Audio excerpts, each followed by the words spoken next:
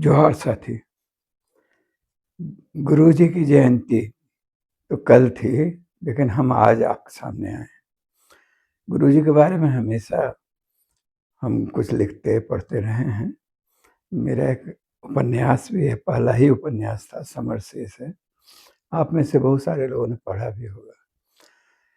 तो कल जयंती थी और हमको भी लगा कि कुछ कहें, लेकिन कल इसलिए नहीं कुछ बोलने आए या आपको संबोधित किया, क्योंकि लगा कि कल बहुत सारे लोग कुछ न कुछ बात अपनी रखेंगे उन गुरुजी के बारे में, उनके जयंती के अवसर पर। और तो चलिए, हम आज जो उनसे जुड़े महत्वपूर्ण सवाल हैं, जिनके बारे में जिज्ञासा लोगों के मन में होती है।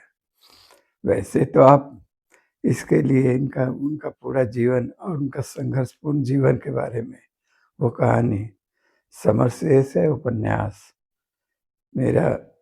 आप उसको पढ़ते रहे हैं, नया एडिशन आया है, उसको भी आप प्राप्त कर सकते हैं और उससे वो सारा ब्यौरा वो आपको मिलेगा। जो सवाल हैं उनसे जुड़े, जिसको लेकर जिज्ञासा रहती है। लेकिन आज हम आपको संक्षेप में जो सवाल हो सकता है गुरुजी से जुड़ा, उसके बारे में जो मेरी समझ है, जितनी मेरी जानकारी है, कि वो जितना कुछ हम कलेक्ट कर पाए थे लोगों से बातचीत करके, उस दौर के बारे में और उनके निकटतम लोगों से मिलकर बातचीत करके जो हम निकाले थे, उनके बारे में एक जो जानकारी हुई, तो वो आपको सामने रखेंगे। सबसे पहला सवाल तो यही है कि शिबू सोरेन महाजनी शोषण के खिलाफ एक बड़े आंदोलन के लिए प्रेरित कैसे हुए। ये सबसे मूल सवाल है, ये कैसे हुए गुरुजी। गुरुजी भी एक साधारण आदिवासी परिवार में, संथाल आदिवासी परिवार में उनका जन्म हुआ था। वो नेमरा एक गांव है, गोला से जाती है एक सड़क अंदर, ठीक गोला चौराहे से, और वो सड़क चली जाती है नेमरा गांव तक। एकदम पहाड़ की तलहटी में है, खूबसूरत सा गांव एक है। मेरा कई बार वहां जाना हुआ, उनके बारे में, जीवन वृत्त के बारे में। तो लेकिन साथ ही ज्यादा विस्तार में जाएंगे तब तो वीडियो बहुत लंबा हो जाएगा, इसलिए बस इतना ही कि गुरुजी के पिता सोबरन मांझी अपने इलाके के पढ़े लिखे युवा थे और वो अपने क्षेत्र में बहुत तरह का सोशल एक्टिविटी अपने जमाने में करते रहते थे, और उनकी चिंता का विषय रहा था कि आदिवासी समाज का शोषण और उत्पीड़न क्यों हो रहा है, क्यों होता है, महाजनों के चंगुल में वो कैसे फंसते हैं। और फिर इसी क्रम में कुछ नतीजे पे पहुंचे, कुछ व्यक्तिगत टकराव की घटनाएं हुई। एक वहां पर हेडबर्गा, एक छोटा सा महाजनों का गांव था, वहां एक बिस्टू सा नाम का एक शख्स रहा करता था उस इलाके में। तो उससे उनकी टकराव हो गई एक तरह से, और टकराव इस हद तक गया कि अंत में महाजनों ने उनकी हत्या करवा दी। शिबू सोरेन उस समय बहुत छोटे थे, उनकी उम्र महज 14-15 वर्ष रही होगी। गोला में एक हाई स्कूल था, उसमें वो पढ़ते थे, वो और उनके बड़े भाई राजा राम। तो वो उसके बाद आप कल्पना कर सकते हैं कि घर में जब पिता की ही हत्या हो जाए तो उसके बाद कैसा उनका जीवन रहा होगा। बहुत संघर्षपूर्ण जीवन रहा और उनकी उम्र जिस समय उनके पिता की हत्या हुई थी, उस समय भी एकदम नासमझ बालक जैसे नहीं थी, एक किशोरावस्था थी। वो चीज़ों को समझ रहे थे और जैसे-जैसे उनकी उम्र बढ़ी, वो महाजनी शोषण के खिलाफ या आदिवासियों का जो शोषण हो रहा था उसके खिलाफ प्रेरित हुए। हालाँकि उसको नाटकीय ढंग से अपने उपन्यास में हम रखे हैं कि उनकी माँ सोनामणि उनको लेके वो जो मर्डर का केस चला था, तो हजारीबाग जाया आया करती थी। लेकिन एक दिन वो उन्होंने देखा कि उनका वकील और वो पुलिस थाना के लोग वो आपस में बहुत हँस-हँस के बात कर रहे हैं। उनको धीरे-धीरे समझ में आ गया कि यहाँ से उनको न्याय मिला नहीं है और वो भरी अदालत में वो कहते हैं कि हमको अब यहाँ से कोई उम्मीद नहीं है। मेरा इंसाफ मेरे बच्चे करेंगे, मेरे साथ हुआ अन्याय का। वो और उस समय गुरुजी और राजा राम उनके साथ अदालत में थे। तो ये वहाँ हो सकता है ये कहानी जो हम बता रहे हैं, हूबहू ऐसे घटित ना हुआ हो, लेकिन उपन्यास में इसी रूप में हम रखे थे। और शिबू सोरेन उसके बाद इस आंदोलन के प्रति माने जो महाजनों से ज़मीन मुक्त कराने के प्रति कटिबद्ध हुए और वो उस दिशा में बहुत कम उम्र में ही प्रेरित हो गए और अपने संगी साथियों के साथ उन्होंने प्रयोग अपने गांव में उसके आसपास के इलाकों में किया। तो चलिए ये दूसरा सवाल होगा, गुरुजी ने संघर्ष जो किया उसका तरीका क्या था और वो कैसे इस दिशा में प्रेरित हुए, यानी वो उनको कैसे समझ में आया कि इस तरह से लड़ा जा सकता है। तो उसका जवाब ये है कि गुरुजी ने एक नायाब तरीका निकाला संघर्ष का। वो जैसे बहुत सारे लोग जो राजनीति में आए हैं, चाहे उसके पहले जो थे, ऐसे जल जंगल जमीन की लड़ाई की एक परंपरा आदिवासी समाज में रही है सदियों से और अंग्रेजों के खिलाफ वो लड़ाई जो मूर्त रूप में दिखा था, जिसको हम लोग सिद्धू कान्हू के हूल में देखते हैं, बिरसा के उलगुलान में देखते हैं और बहुत सारे, माने वो एक तरीका था। गुरुजी उसी परंपरा से जाकर जुड़ते हैं और वो मिन्नत नहीं करते, अदालत ये कहीं आवेदन और ये वो इस तरह के चक्कर में नहीं पड़ते हैं राजनीति में, या पॉलिटिकल पार्टी कोई बना रहे हैं या कोई संघर्ष का वो उस तरह का चीज पहले, और वो नहीं, वो सीधे संघर्ष में उतर गए।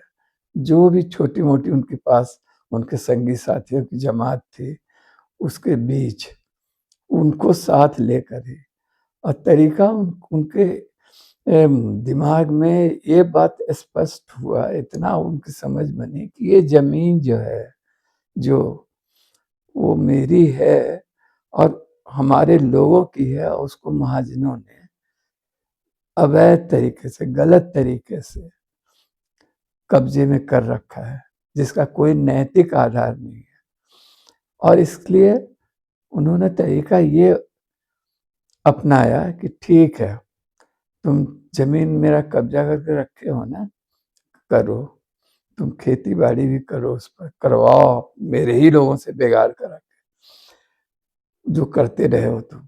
लेकिन हम वो धान जो है, जो फसल होगा, वो काटेंगे हम और हम ले जाएँगे अपने साथ। और यही तरीका उन्होंने अपनाया।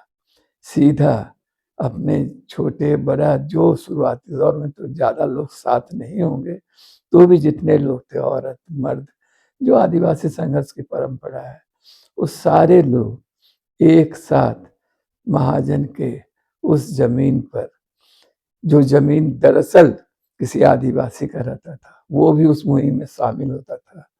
वो एकदम तड़के अंधेरे, एकदम समूह में सैकड़ों की संख्या में एक साथ लोग खेत में उतरते थे और कुछ घंटों में ही धान की खड़ी फसल, पकी फसल काट कर रफू चक्कर हो जाते थे। कहीं कहीं ले जाके खलिहान बना के रखा गया तो वहां जमा किया जाता था। और इस तरह से बाद में थाना पुलिस आती थी।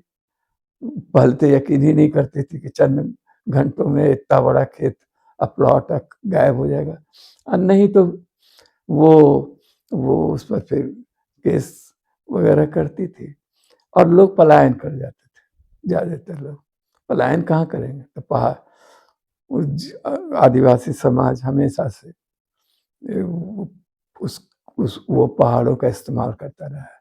गांव है, गांव से निकले और पहाड़ों में चले गए। तो इस तरह से सिलसिला शुरू हुआ उनका।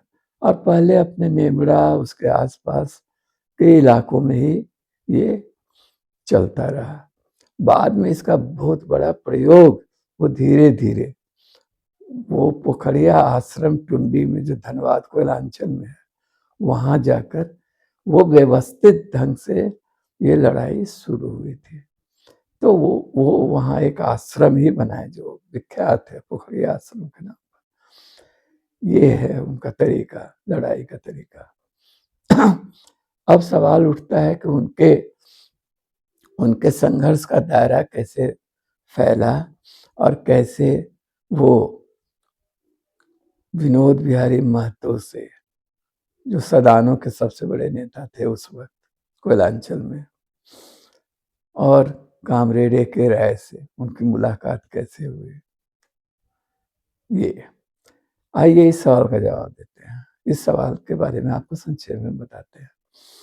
गुरुजी जब अपने इलाके में यानी नेमरा उसके आसपास, गोला और उसके आसपास के इलाकों में धनकटनी आंदोलन जब जोर पकड़ा और वो उनका वो बहुत लगभग सभी थानों में इस इलाके में उन पर वही अगजनी, लूट मार, ये इसी तरह का केस होता था।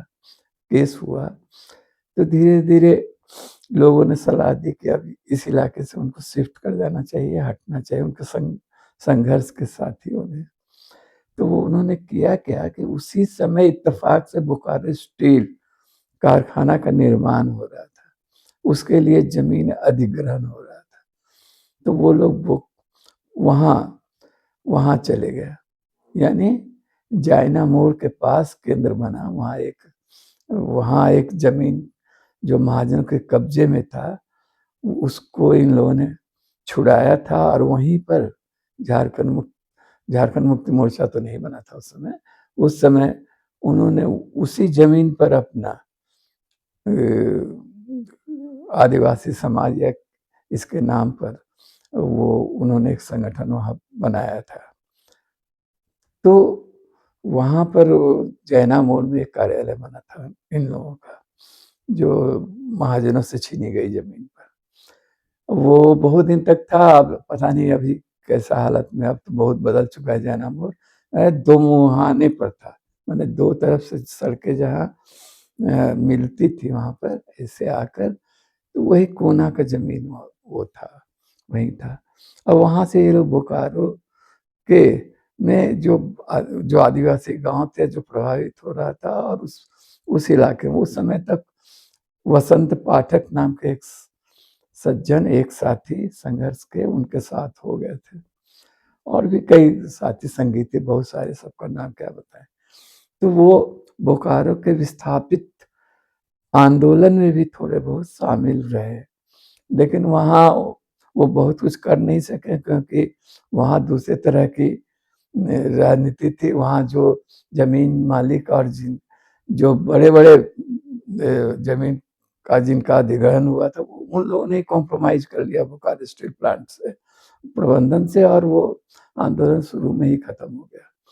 लेकिन उसी दौरान उनकी मुलाकात चास कोट में वहां पर वो विनोद बिहारी महतो से हुई थी। विनोद बिहारी महतो वकील थे अधिवक्ता थे, अब स्थापितों का केस लड़ा करते थे और उस सिलसिले में वहाँ उनका आना-जाना था।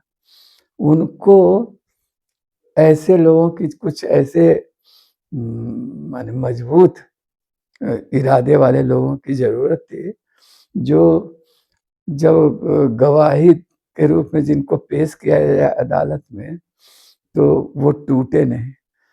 तो उसी सिलसिले में गुरुजी के कुछ साथियों के में गुरुजी को ले शिबू सोरेन के साथ गुरुजी के साथ एक दिन चास कोर्ट में ही विनोद बिहारी महतो से मुलाकात की।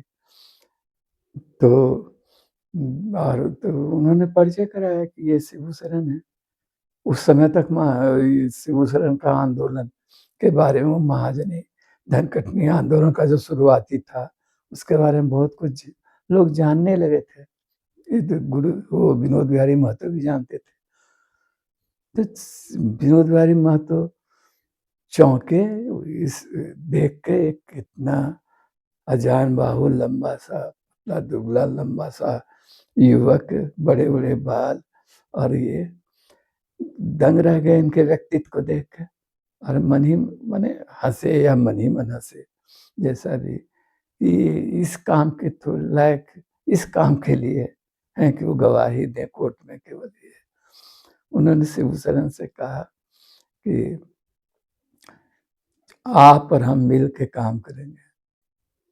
आप नहीं कहते होंगे, तुम ही कहते होंगे। वो उम्र-दराज थे, उस समय भी प्रौढ़ व्यक्ति थे। शिबू सोरेन के युवा थे कि तुम अपने मेरा एक संस्था है, संगठन है, शिवाजी समाज, तुम्हारा आदिवासी समाज है। हम दोनों का विलय करेंगे, हम मिलजुल के संघर्ष करेंगे। चलो तुम मेरे साथ धनबाद वहीं रहना।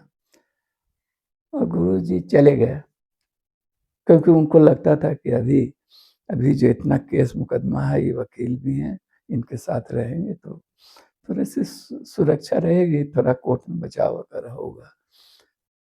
और वहाँ वो रहने लगे। वहीं शक्तिनाथ महतो से भी उनकी मुलाकात हुई, जो विनोद बिहारी महतो के साथ काम करते थे।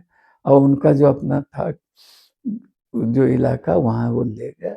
वहाँ बजाते एक ऑफिस था या घर था, जो कहिए, उतना पुराने ज़माने का बात, कितना कैसे एक्यूरेट बताएँ। तो वहाँ ये लोग रहने लगे, कार्यालय के ऐसा, वहीं सोना, रहना। और एक जीप इन लोगों को मुहैया करा दिया है कि आप लोग संगठन संघर्ष का काम कीजिए। तो इस तरह विनोद बिहारी महतो के साथ ये जुड़ गए। और धीरे-धीरे फिर विनोद बिहारी महतो को लगा कि आदिवासी युवक है, आदिवासी हैं, मूलतः संथाल, तो ये ज़्यादा आदिवासी बेल्ट में ज़्यादा बढ़िया काम, इनकी भूमिका हो सकती है।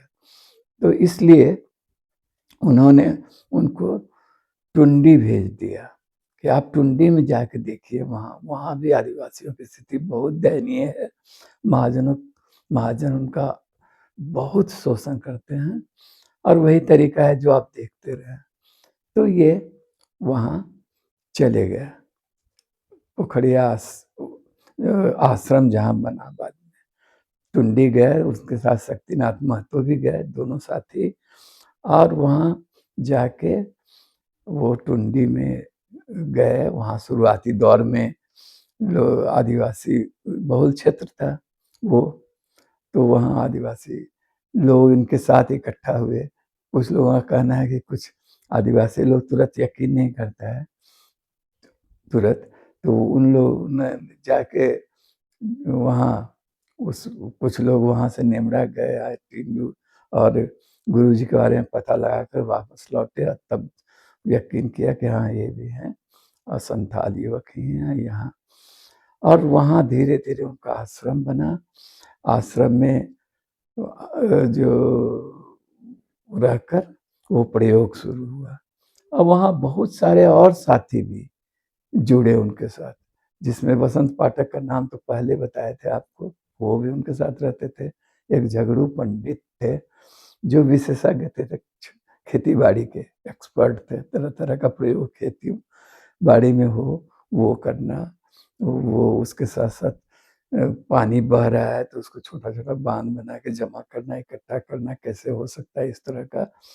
और गुरुजी वहाँ पर रहने लगे और एक्शन भी करते थे। यानी धान पकेगा तब धान काटना उनका स्टाइल तो वही था कि जिसकी ज़मीन है और महाजनों के कब्ज़े में है, तो उसको खेती-बाड़ी करने दो उसको और ठीक जब खेत पक जाए, धान पक जाए, उसमें टिड्डी दल की तरह उतर जाना है खेतों में और सफ़ा चट कर जाना है उसको। उसको एकदम काट के ले जाना है और जमा करना है। थाना पुलिस करते रहे और टुंडी का जो पोखरी आश्रम जहाँ बना था, वो सुदूर पहाड़ी अंचल में था। बहुत ऊँचाई पर वहाँ जाते हुए हम 2-3 बार गए हैं। वहाँ गुरुजी के साथ भी एक बार गए थे। तो वहाँ जाते हुए अभी भी आप जो अनजान आदमी होगा तो खौफ लगेगा। अब तो शायद खूब सड़क-वड़क बन गया होगा बहुत ज़्यादा, लेकिन उस ज़माने में एकदम वीरानी में था और गुरुजी का साफ वहाँ के आंदोलनकारियों का साफ था, यहाँ यदि कोई बाहर से आता है, हस्तक्षेप करने की कोशिश करता है, तो उसको खदेड़ दो और ज़्यादा एकदम टकराव की स्थिति में और पीछे पहाड़ों में चले जाओ। यही रणनीति के तहत वो काम करते थे और इस तरह से चलता रहा। अब आता है एक तीसरा पात्र, कामरेड एके राय, जो गुरुजी से जुड़े। तो गुरुजी एके राय सिंदरी में इंजीनियर थे, लेकिन वो एक साथी संगठन बना के गाँव में काम करते थे। बच्चों को पढ़ाना, लिखाना, पाठशाला चलाना ये वो और ये वो। लेकिन धीरे-धीरे इसी क्रम में ये हुआ कि धीरे-धीरे वो ज़्यादा संलग्न हो गए और जैसे भी हुआ उनकी नौकरी भी अंत में जाती रही और फुल टाइमर हो गया। और वो जेल पहली बार जब सिंदरी में गिरफ्तार किए जेल गए तो विनोद बाबू उनसे मिलने जेल में गए थे और उनको प्रस्ताव रखा कि चलिए अब आप पॉलिटिक्स में सीधे उतरिए, हम मजदूर संगठन बना के काम करेंगे। बाद में वो सिंदरी से विधायक भी बने। तो जब गुरुजी से उनकी मुलाकात हुई, उस समय जब विधायक बन चुके थे और कैलांचल के वो स्थापित बड़े नेता थे एके राय। तो विनोद बाबू जब उनसे मिला एके राय को, शिबू सोरेन को एके राय से, तो शुरू में एके राय शिबू सोरेन के प्रति बहुत आश्वस्त नहीं थे। उनको लगता था वो जयपाल सिंह के अनुभव से कि ये आदिवासी नेतृत्व जो होता है वो बहुत जल्दी आसानी से सत्तामुखी हो जाता है, मतलब सत्ता के पक्ष में लुढ़क जाता है, इस तरह से हो जाता है। तो अविश्वास की दृष्टि से देखते थे। लेकिन बाद में जब वो उनसे जुड़ गए और पोखरिया आश्रम में रहकर उन शिबू सोरेन तरह-तरह का प्रयोग करने लगे और उसका वो खबरें अखबारों में छपती थी, वहाँ के लोकल अखबारों में। वो सब देखकर एके राय फिर वहाँ गए टुंडी। ऐसे ही मिलते थे ही, लेकिन गए उस काम को देखने क्या शिबू सोरेन करते हैं वहाँ, किस तरह का आश्रम है, जहाँ से इतनी खबरें बन के आ रही हैं। तो वहाँ पहुँचे और वहाँ जाने के बारे में शिबू सोरेन के काम के तरीकों को देखकर, उनका ओजस्वी भाषण जहाँ-तहाँ होता था उसको सुनकर, उनके बोलने के स्टाइल से, उनकी जो रात्रि पाठशालाएँ चलाना गुरुजी शुरू कर दिए थे, जो जो शराबबंदी के खिलाफ वो मुहिम चला रहे थे, यह सब देखकर और जनता उनके प्रति कितना विश्वास करती है, भरोसा उन पर करती है, उनको एक तरह से भगवान तुल्य मानने लगी है। यह सब देख के एके राय बहुत प्रभावित हुए और जो एके राय पहले संदेह करते थे कि क्या होगा, ये कैसे, उन्होंने कहा कि यही है आदिवासियों का महानायक, यही है। और उन्होंने बताया था कि इसके पूर्व के जो आदिवासी नेता निकले हैं, वो कार्तिक उरांव हो, जयपाल सिंह हो, चाहे उसके पूर्व के जितने नेताओं के बारे में, तो उनकी धारणा थी कि वो एलीट क्लास से आया हुआ तब का था। लेकिन शिबू सोरेन एक ऐसे शख्स थे जिनके पिता की हत्या महाजनों ने की थी, वो और एक सामान्य परिवार के एकदम थे, और वो धीरे धीरे इस अवस्था तक प्राप्त हुए, इस ऊंचाई तक प्राप्त हुए। यही आदमी, यही शख्स आदिवासियों का महानायक हो सकता है। उन्होंने अपनी किताब लालखंड, एक किताब छोटी सी थी, उस समय एक राय लिखे थे, तो उस किताब में इस बात की चर्चा उन्होंने की है, और शिबू सोरेन को महानायक, आदिवासियों का महानायक का दर्जा दिया था। उसके बाद आप पूछिएगा कि अगला कहानी, अगला सवाल ये मन में होता है कि झारखंड मुक्ति मोर्चा का गठन कैसे हुआ। तो जब आंदोलन बहुत, वो महाजनी शोषण के खिलाफ धनकटनी आंदोलन बहुत तेज हुआ, और उसके बाद धीरे धीरे धीरे धीरे एक ये समझ भी बनी कि अलग झारखंड राज्य के आंदोलन में शिरकत करना होगा। उस समय तक भी चुनावी राजनीति की बात नहीं सोची गई थी, लेकिन ये सोचा गया था कि अलग झारखंड राज्य भी बनना चाहिए, ये जरूरी है। हालांकि वो 18 जिला का झारखंड नहीं था जो बना है अंत में, वो बृहद झारखंड का सपना था, 28 जिलों का, जो पुरुलिया, माने जो बंगाल और जो झारखंड से सटा मध्य प्रदेश का इलाका है, छत्तीसगढ़ का इलाका है, ये सब मिला, उन सब उड़ीसा का इलाका है, तो वो सब मिला के झारखंड से सटे जो आदिवासी बहुल इलाके हैं उनको मिला के वो सपना था। तो वो इसके लिए इन लोगों ने सोचा कि एक संगठन अब बनाने का वक्त आ गया है। तो एक विनोद बाबू और का तो प्रस्ताव था ही कि शिवाजी आदिवासी संगठन जो गुरु जी के नेतृत्व में चलता है, और शिवाजी समाज का जो सदानों के बीच यानी कुर्मियों के बीच मुख्य रूप से जो केंद्रित है, तो इन दोनों को मिला दिया जाए, मर्ज कर दिया जाए। और एक राय भी ये भी सहमत हुए इससे कि हाँ बनना चाहिए एक संगठन इस तरह का। और वो एक राय ऐसे तो वहाँ अपने इलाके में लोकप्रिय थे ही सभी लोगों के बीच, लेकिन इंडस्ट्रियल मजदूर यानी कोयलांचल के जो मजदूर थे, बोकारो स्टील के मजदूर थे, चाहे उस इलाके में जो नया नया जो पब्लिक सेक्टर बना था और वहाँ बड़ी संख्या में बहिरागत मजदूर आके काम करते थे, उसके बीच ज़्यादा लोकप्रिय थे। तो उन्होंने भी लगा। और 3 सामाजिक शक्ति उस समय की, जिसमें एक आदिवासी, दूसरे सदान और तीसरे इंडस्ट्रियल मजदूर, और तीनों के नेता, यदि देखा जाए तो एक के गुरुजी थे, आदिवासियों का प्रतिनिधित्व करते थे, एक विनोद विहार में महतो सदानों का, और एक राय इंडस्ट्रियल मजदूरों का। लेकिन एक बात था, एक राय के मन में शुरू से ही मन में ये था कि उनकी एक अपना पार्टी थी, मार्क्सवादी समन्वय समिति, एमसीसी जिसको कहते हैं, जिसका विलय आजकल माले में हो गया है। तो वो था, तो और उसके बैनर से वो चुनाव लड़ते थे अपना, वो विनोद बिहारी महतो भी लड़े थे लेकिन जीत नहीं पाए।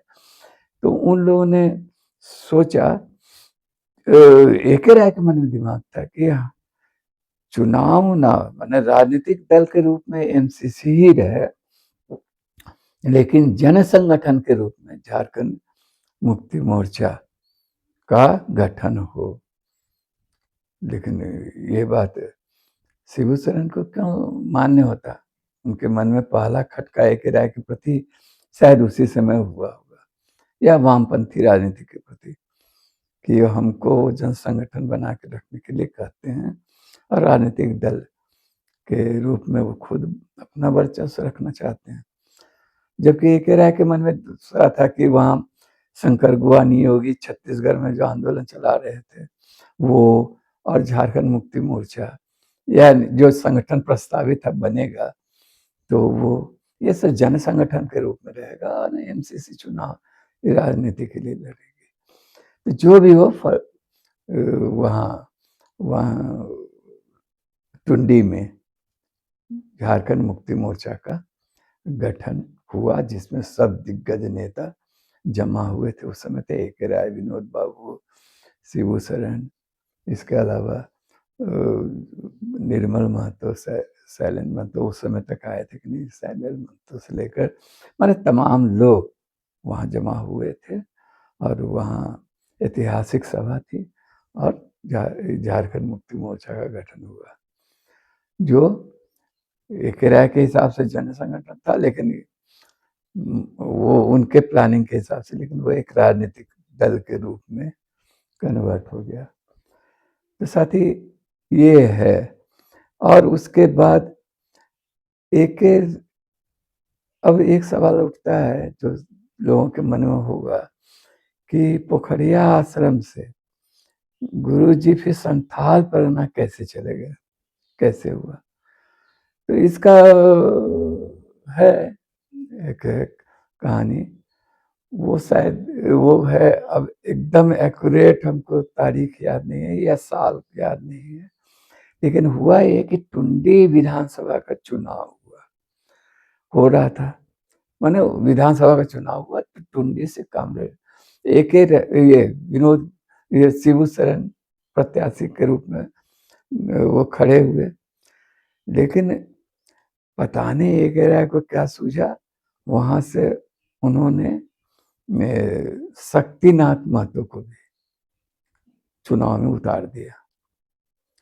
और इन दोनों के कन्फ्लिक्ट की वजह से दोनों हार गए। वहां पहली बार कोयलांचल में भाजपा का एक आदमी जीता, माने उसमें जनसंघ रहा होगा, सत्यनारायण दुधानी। एक राय का मन, शिबू सोरेन का मन इस बात से बहुत दुखी हुआ कि इस तरह से मेरे साथ इन लोगों ने किया। और सच पूछिए तो उस समय तक धीरे धीरे सूरज मंडल का राजनीति में प्रवेश हो चुका था, हुआ था, और एक राय के साथ सूरज मंडल और ज्ञान रंजन जो कांग्रेस के बड़े नेता थे, क्षेत्रीय कांग्रेस के, उनका संपर्क उनसे शिबू सोरेन से हो गया था। और वो लोग चाहते थे कि शिबू सोरेन वामपंथी राजनीति से मुक्त हो के दबाव से, उनके गठजोड़ से। और उन लोगों ने भी थोड़ा बहुत इनको भड़काया। और उस चुनाव के बाद तो गुरुजी थोड़े मन में था ही, थोड़ा सा माने चोट तो लगा ही था एक राय के व्यवहार से। तो उन लोगों ने ये समझाया कि भाई वामपंथी राजनीति के आपको कहीं पनपने नहीं देगी, आपका स्वतंत्र व्यक्तित्व नहीं बनने देगी। और एक शिबू सोरेन का मन कुछ इस तरह खट्टा भी हुआ कि धीरे धीरे संथाल परगना की तरफ बढ़ गया। और संथाल परगना वहाँ कोई दूर नहीं था, एक शायद कोई नदी है उसके उस पर संथाल परगना शुरू हो जाता है बने। तो वो संथाल परगना जाने आने लगे और वहाँ एक जमाव, बहुत सारे साथी थे जो इनका स्वागत और करने के लिए तैयार थे। जैसे हेमलाल मुर्मू थे, स्टीफन मरांडी थे, साइमन मरांडी थे। ये सारे लोग जो थे वो लोग तो चाहते ही थे कि गुरुजी इस इलाके में सक्रिय हों और काम करें। उसके बाद गुरुजी वहाँ जाते हैं और धीरे धीरे सक्रिय धनकटनी आंदोलन का भी विस्तार होता है और ज्यादा संताप तक, माने रामगढ़ से उत्तरी छोटा नागपुर का इलाका से शुरू होते हुए कोयलांचल होते हुए वो संथाल परगना तक पहुंच जाता है। पता नहीं साथी कितना देर हो गया, लेकिन इसको अंत करना होगा बातचीत को। ये अनुजुल जो सवाल है, तो एक चीज अभी और रह जाता है अंत में नहीं, बहुत सवाल तो बहुत सारे उठेंगे, कि गुरुजी का फिर ये वो आत्मसमर्पण क्यों किए थे, कैसे किए थे, तो उसकी बहुत इंटरेस्टिंग कहानी है। शिबू सोरेन पर ढेर सारे मुकदमे, तरह तरह का जो पहले से था ही उत्तरी छोटा नागपुर में, और पोखरिया आश्रम में रह के जो एक्शन हुआ था उसको लेकर तरह तरह का केस मुकदमा ये वो चल रहा था।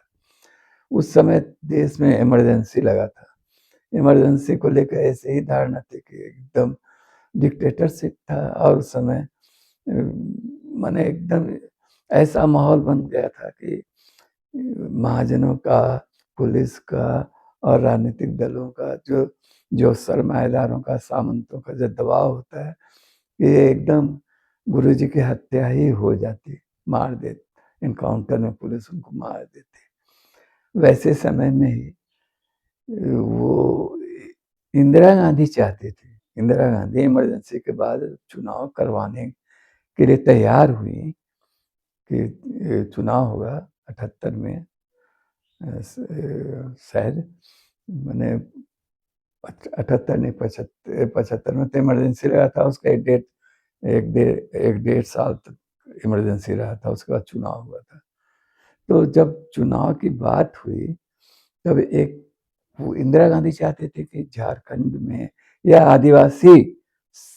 आदिवासी जो है समूह उनके साथ हो, तो इसके लिए उन लोगों ने उस समय तक शिबू सोरेन का नाम शोहरत उन तक पहुंच चुका था।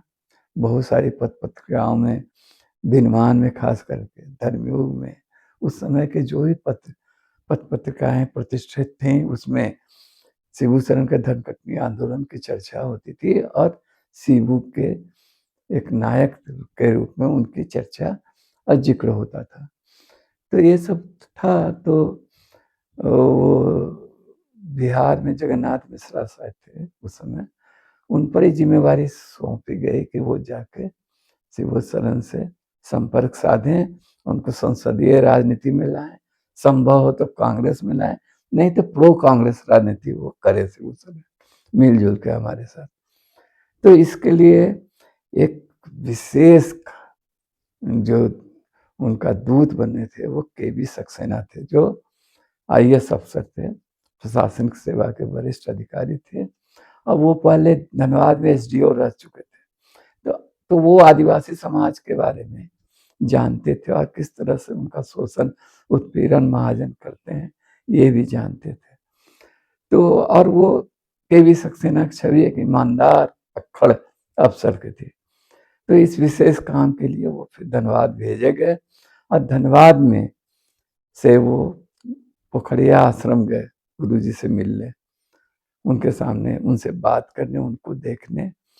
लोगों ने कहा भी उनको कि वहाँ मत जाइए, खतरनाक लोग हैं, और वो भी नहीं थे, आप बिना फोर्स के साथ जाइएगा, ऐसा नहीं। लेकिन एक ही राय नहीं कहते, केवी सक्सेना नहीं माने, वो वहाँ गए, और वहाँ पोखरिया आश्रम के करीब पहुँच के प्रशासन के लोगों ने उनको छोड़ दिया होगा, वहाँ से वो पैदल वहाँ आश्रम तक पहुँचे, और वहाँ जाकर उन्होंने जो देखा गुरुजी का कुल व्यक्तित्व, उनका आंदोलन के बारे में जो जितनी जानकारी उनको प्राप्त हुई, उनके द्वारा चलने वाले रात्रि पाठशालाएं, खेती बाड़ी के क्षेत्र में जो उनका प्रयोग उस आश्रम के आसपास हो रहा था, वो सब देखे, और केवी सक्सेना ही उनको गुरुजी कहकर संबोधित करने लगे, जो बाद में गुरुजी के शिबू सोरेन का पर्यायवाची शब्द बन गया।